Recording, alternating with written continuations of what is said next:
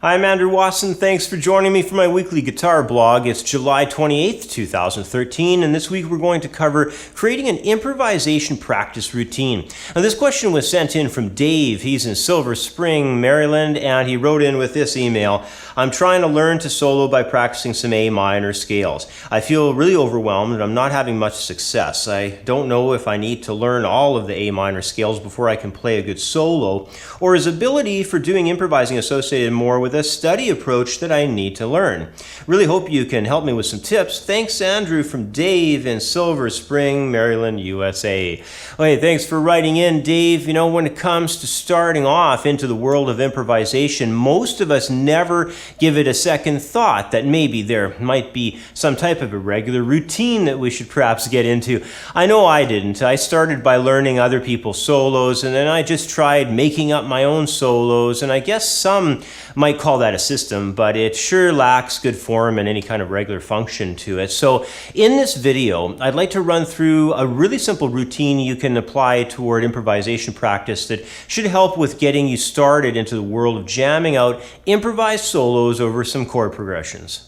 Prior to performing an improvised solo, we need to have a backing track. Now, I'm sure some of you haven't used them, but I can guarantee you that with a jam track, learning to play solos will be far easier. Plus, jam loops will really help with your ear training and with gaining the very crucial ability to anticipate the arrival of notes, how they'll link up to chords and so forth. You know, as the chords are passing by underneath, you can hit into those notes. And your ear can learn to anticipate that. Now, I have a bunch of free jam tracks on my blog site. I have jam track programs you can purchase off of my website, and there are loads of other good jam tracks you can search for and just try using for free on YouTube. But to get you started, here's a jam that I put together in A minor for this video. Sounds like this.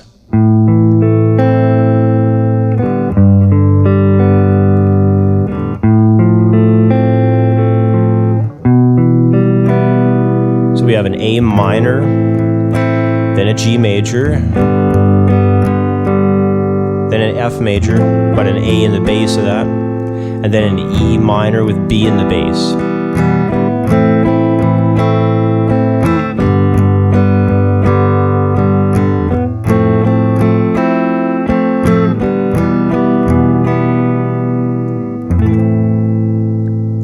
So once you've had a chance to work on the jam track, and once you've found a jam track, really, I guess that you enjoy the sound of, whatever that track may be sure to not just listen to it. Learn to play along, transcribe it if you have to. Learn the groove, the chord movements, the basic harmonic concept, know the theory behind it, and just be positive that everything to do with the jam track really makes sense to you. I would advise that you really do not try soloing over a jam that you cannot play perfectly with as a rhythm guitarist. So spend a bit of extra time learning jam tracks prior to attempting to solo over them. It will be definitely time well spent and will help you better improvise over the backing track.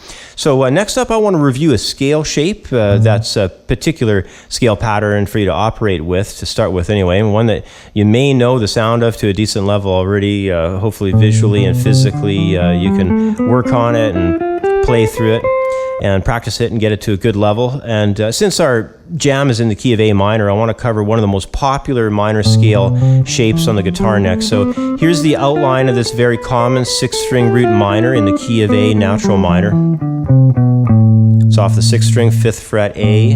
The A notes are spelt out through it. You're going from 6th string to 4th and then to the 1st.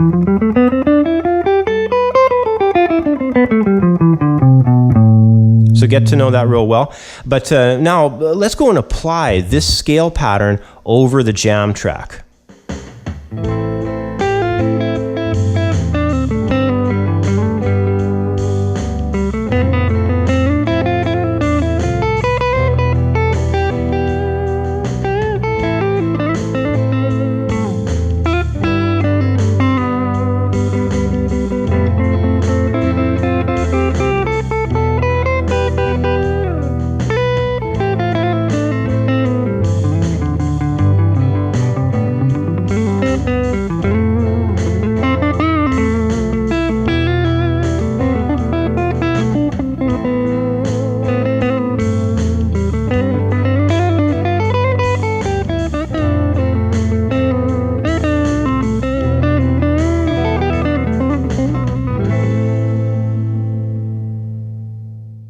Okay, now let's have a look at another A minor scale pattern that backs up against the first one that we're working with. To begin with, here's what it sounds like.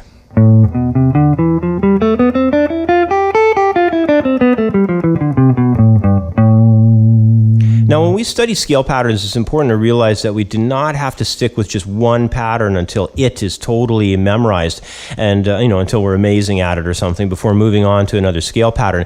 It's perfectly fine to bounce around from shape to shape. In the grand scheme of things, it's going to take months before these patterns are well memorized, and perhaps even longer still before you feel like you're totally able to use them effortlessly. So spend time on patterns that sit close together and learn to interweave between them so that you're not stuck thinking only vertically in one area at a time. Try to be able to float between areas.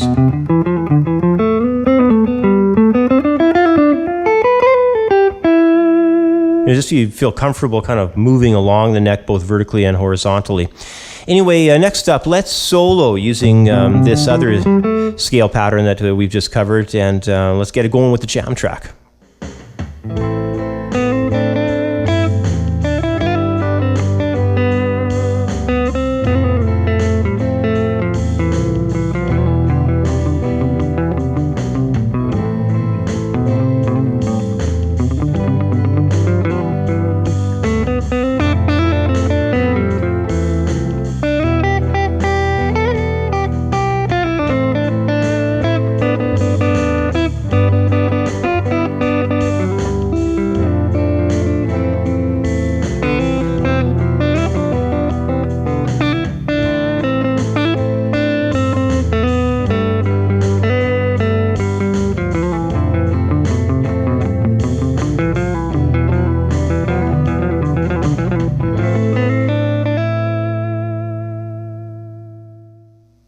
All right, before we wrap up, let's have a look ahead at the A minor scale pattern that we started with. But this time, we're just going to look at a section of the shape ahead of that first one, that we had started with. So instead of looking at another full scale shape covering all 6 strings, though, this shape that we're going to do, the next A minor scale pattern built from the 4th guitar string here at the 7th fret, is going to be just a portion.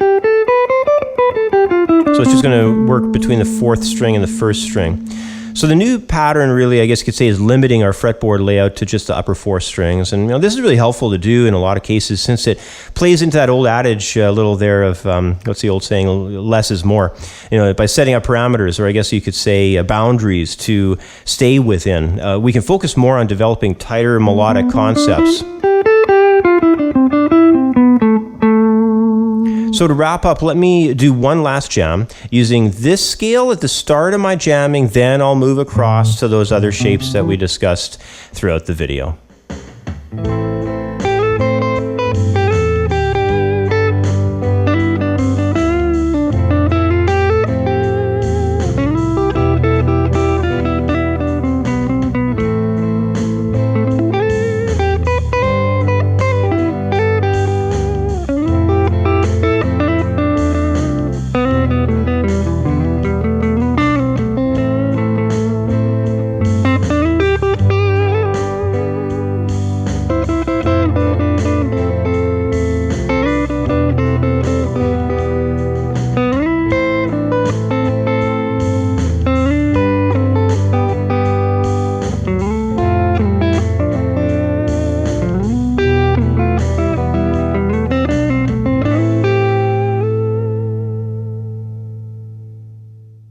Well, as you can probably tell, practicing scales and studying improvisation are obviously two things that go hand in hand.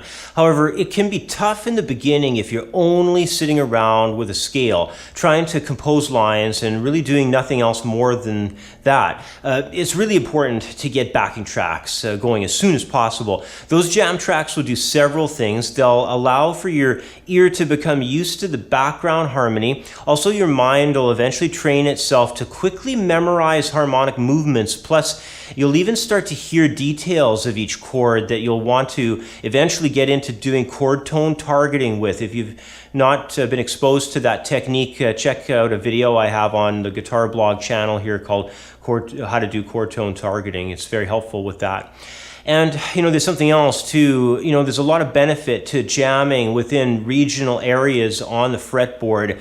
Basically, as soon as you can, get into new scale shapes and also try limiting yourself with the existing shapes you're using as well. You don't have to always apply all 6 guitar strings. You could focus on maybe 3 or 4 at a time, like we had done in that final example. You'll see really great results from this type of work if you do it. I think they'll happen fairly quickly too for you. Pretty much in no time flat, you'll get the results that you're after, I'm sure. Actually, I could pretty much guarantee you will.